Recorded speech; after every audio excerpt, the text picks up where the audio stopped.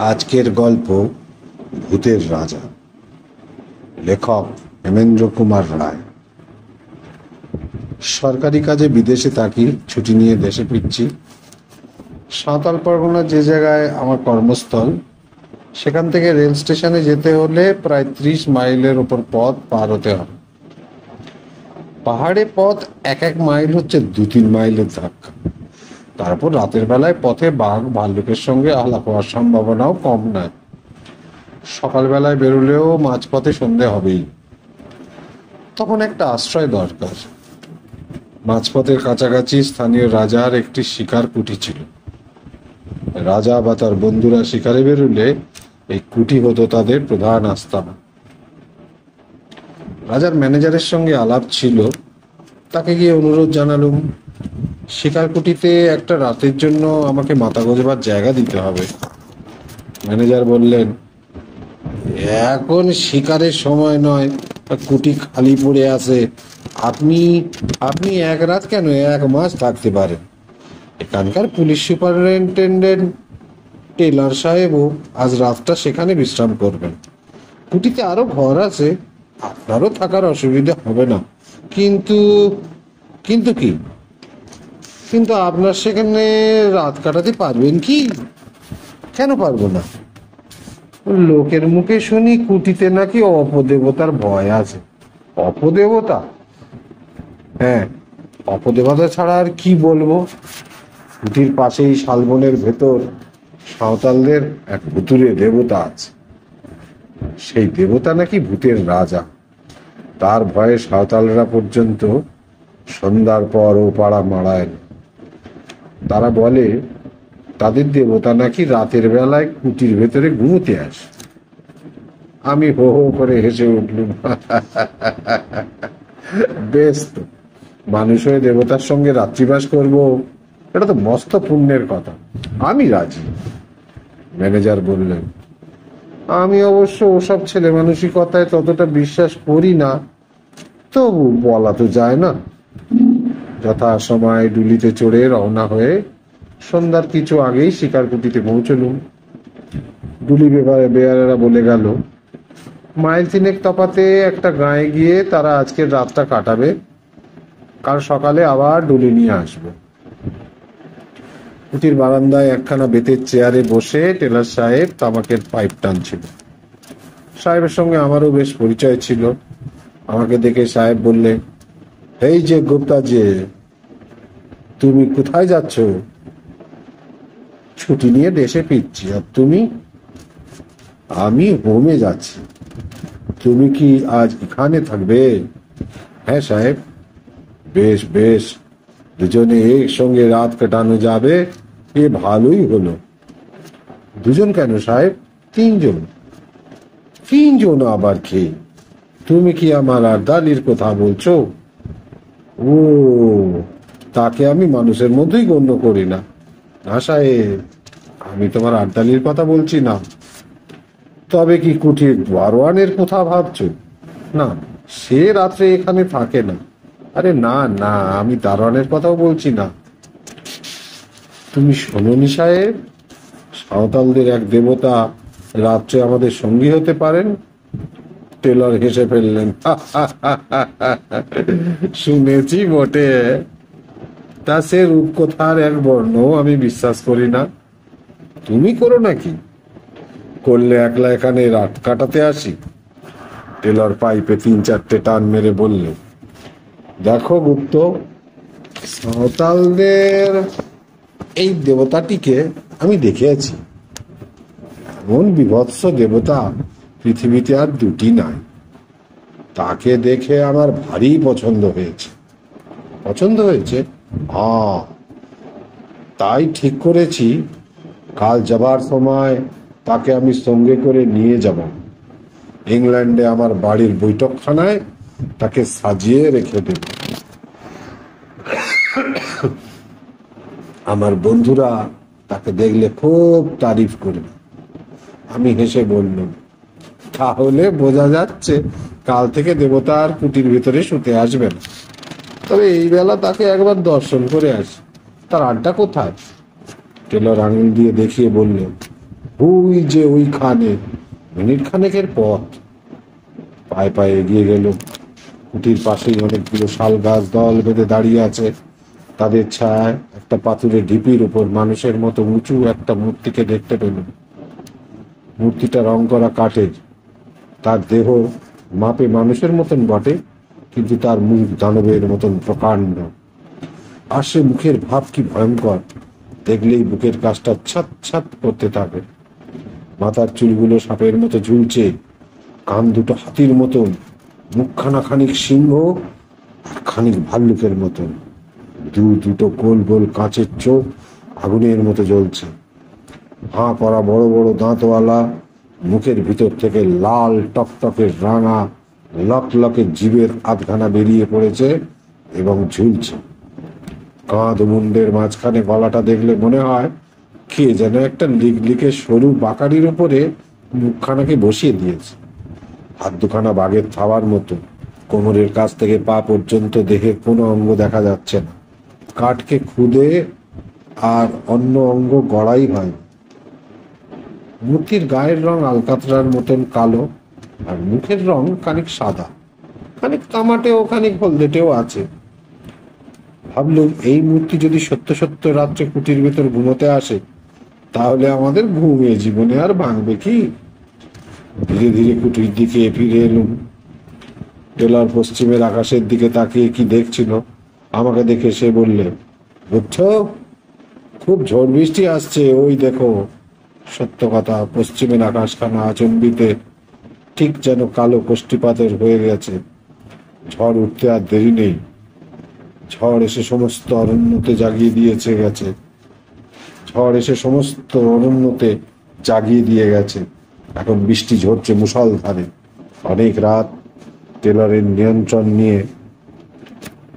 নিমন্ত্রণ নিয়ে তার সঙ্গে গল্প করতে করতে আগে ডিনার খেয়েছি। এখন টেলার তার ঘরে দিব্যি আরামে নিদ্রা যাচ্ছে, কিন্তু আমার চোখে ঘুম নেই। অদ্ভুত মানি না, তবু কেন জানি না মনটা কেমন খুঁতখুত করছে। রাজার সেই ম্যানেজারের কথাগুলো আর সাঁওতালি দেবতার সেই ভয়ঙ্কর মুখখানা মনের ভেতর আনাগোনা করতে লাগলো। যত তাদের ভুলবার চেষ্টা করি আজে বাজে নানান কথা ভেবে, তত তারা মনের ওপর চেপে বসে, নরম মাটির উপরে পায়ের ভারী দাগের মতো। বাইরে বৃষ্টি ঝরছে ঝমঝম ঝমঝম করে। মাঝে মাঝে ঝোড়ো দমকা হাওয়া ভেসে উঠছে, যেন কোনো আহত আত্মার কান্না। চারিদিক থেকে বনের গাছপালাগুলো মরমর মরমর করে যেন কোনো শত্রুকে অভিশাপ দিচ্ছে। তারই ভিতর থেকে একবার শুনলুম হায়না রক্ত হাসি।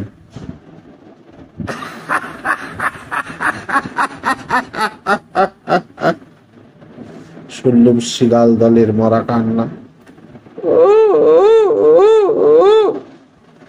একবার শুনলুম বাঘের গর্জন। হঠাৎ আমার ঘরের দরজার উপর দুমদাম করে আঘাত হলো। ধর্মর করে আমি বিছানার উপর উঠে বসলুম। সে কি আসছে? দরজার উপরে আর কোনো আঘাত হলো না।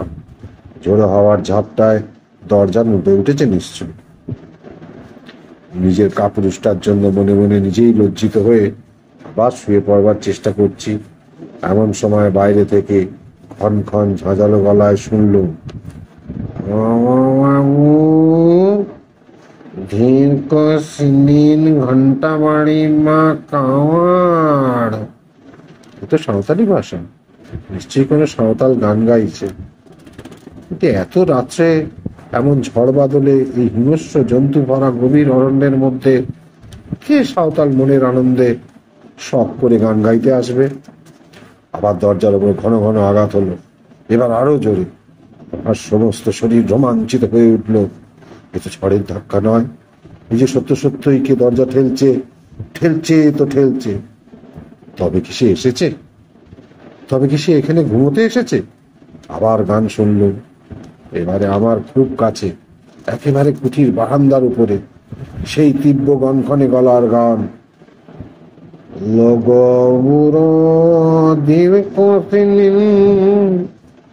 ঘন্টা বাড়ি কাকাওয়াড়া, ধীর কষিনি ঘন্টা বাড়ি কাওয়াড়া। হঠাৎ উল্টো বিপদ।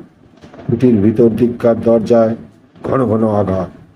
ভিতরে বাইরে বিপদ দেখে প্রায় যখন হাল ছেড়ে দিয়েছি, এমনি সময় শুনলুম, গুপ্ত গুপ্ত, ভগবানের দোয়াই খোলো, দরজা খোলো শিগগির। এ তো টেলরের গলা।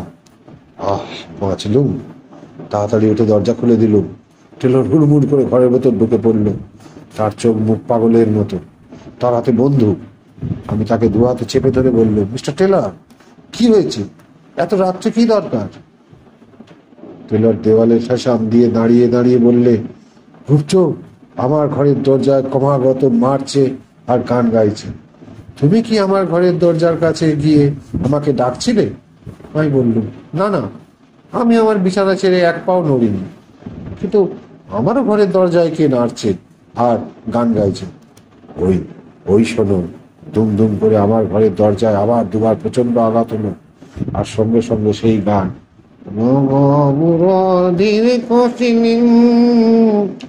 ঘন্টা বাড়ি মা কার,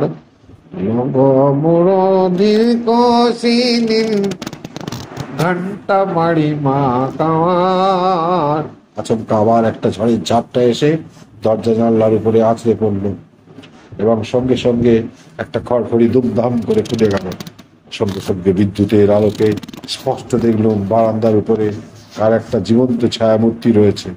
কে কে ও কি সেই সেই যে প্রতি রাতে এখানে ঘুমোতে আসে? আমার মাথার চুলগুলো যেন খাড়া হয়ে উঠল। টেলরের বন্দুক দুম করে গর্জে উঠল। সঙ্গে সঙ্গে ছায়ামূর্তিটা সাত করে এক পাশের বারান্দায় সরে গেল, আমাদের চোখের আড়ালে একদম চলে গেল। টেলর চেঁচিয়ে উঠল, গুপ্ত গুপ্ত, জানালা বন্ধ করে দাও, জানালা বন্ধ করে দাও।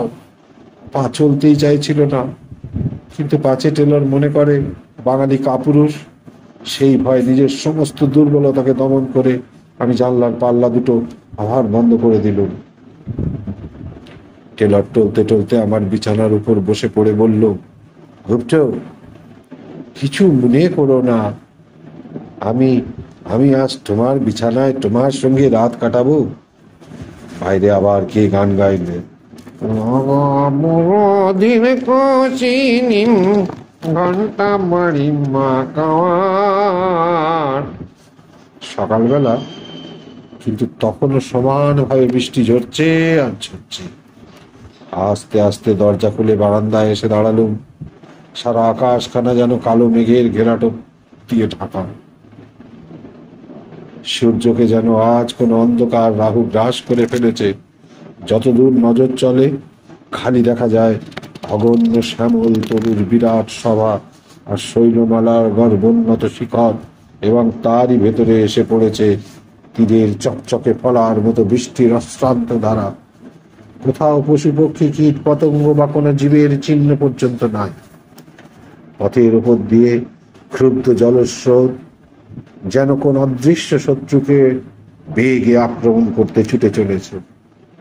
হঠাৎ বারান্দার এক কোণে চোখ গেল, কাপড় মুড়ি দিয়ে কে একজন শুয়ে রয়েছে। কাছে গিয়ে ডাকলো, এই কে তুই? বার কয়েক ডাকাবাকির পর কাপড়ের ভিতর থেকে একখানা সাঁওতালি মুখ বেরোল। কে তুই? আগে আমি ঠাকুরের পূজারি। ঠাকুর? কে ঠাকুর? ওই যিনি ওই শালবনে থাকেন। এখানে কি করছিস? ঠাকুর রোজ রাত্রে এখানে ঘুমোতে আসেন, তাই আমিও তার সঙ্গে সঙ্গে আসি। কাল রাত্রে তাহলে তুই দরজা ঠেলছিলি? আর গান গাইছিল কে? আমি। সেই সময় টেলরও ঘরের ভেতর থেকে বেরিয়ে এলো। তাকে সব কথা খুলে বললাম। টেলর তো শুনেই মহা খাপ্পা। ঘুষি পাকিয়ে পুরুতের দিকে ছুটে যাওয়া মাত্র সে এক লাফে বারান্দার রেলিং টপকে বাইরে পড়ে। পড়েই আর বনের ভেতর অদৃশ্য হয়ে গেল। টেলর বলল, রাস্কেলকে ধরতে পারলে না একবার দেখিয়ে দিত। রাস্কেলকে ধরতে পারলে না একবার দেখিয়ে দিত। ও সারা রাত কি অশান্তিতেই কেটেছে ভাই। আমি বললাম, যাক, যা হবার তো হয়েই গেছে। এখন আমাদের কি উপায় হবে?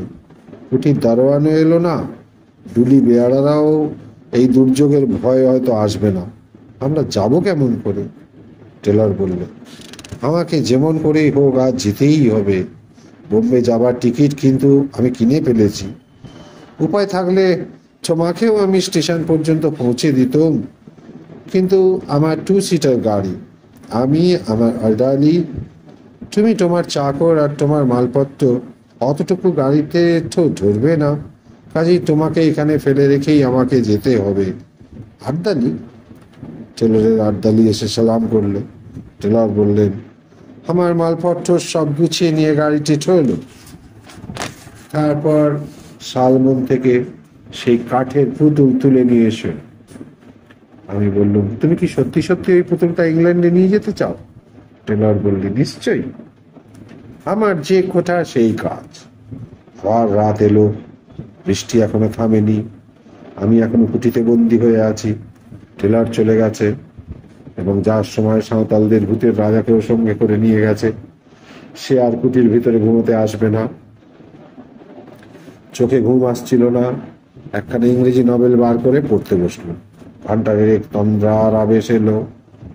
আলোটা কমিয়ে দিয়ে শয়নের উপক্রম করছি, এমন সময় শুনলুম বাইরে সিঁড়ির উপরে আওয়াজ হলো, ঠক ঠক ঠক ঠক, ঠক ঠক ঠক ঠক, ঠিক যেন কাঠের আওয়াজ। ঠক ঠক করতে করতে আওয়াজটা আমার ঘরের কাছে বরাবর এলো। তারপর দরজার উপরে শুনলুম ধাক্কার পর ধাক্কা। কি আপদ!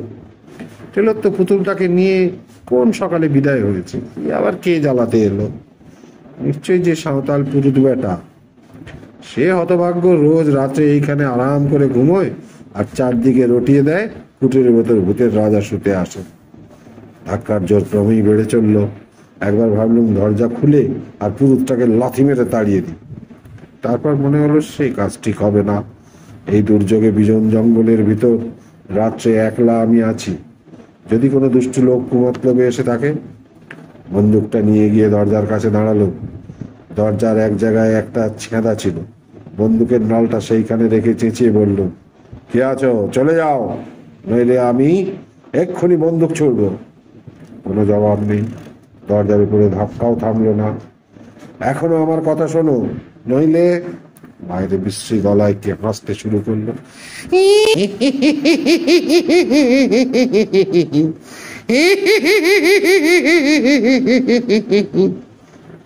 আমি বন্দুকের ঘোড়া টিপলু। সঙ্গে সঙ্গে দরজার উপরে ধাক্কাও থেমে গেল। ঠক ঠক করে একটা আওয়াজ ঘরের কাছ থেকে দূরে সরে যেতে লাগলো। তারপর কুটির সিঁড়ির উপরে শব্দ শুনলুম, ঠক ঠক ঠক ঠক। খানিক পরে অনেক দূর থেকে আবার সেই বিশ্রী হাসি শোনা গেল।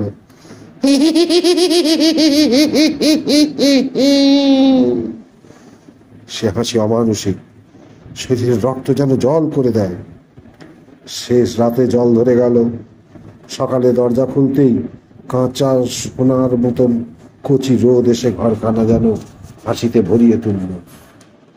রোদ দেখে মনটা খুশি হয়ে গেল।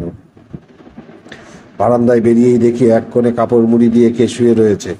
তেড়ে গিয়ে মারলুম এক ধাক্কা। ধরফর করে সে উঠে বলল, আমি আমি তো সেই পুরুত। রুদ্ধস্বরে বলল, কাল আবার কি করতে এখানে এসেছিলি?